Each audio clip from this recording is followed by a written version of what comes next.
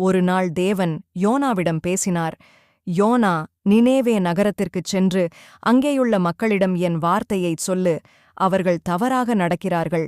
ஆனால் யோனா பயந்து ஓடிச் சென்றான். யோனா தேவனிடமிருந்து தப்பிக்க கடற்கரை சென்றான். அங்கே ஒரு பெரிய கப்பலில் ஏறி தூரத்துக்குப் போக நினைத்தான். அப்பொழுது பெரிய புயல் எழுந்தது. கப்பல் குலுங்கியது. மாலுமிகள் பயந்தனர்.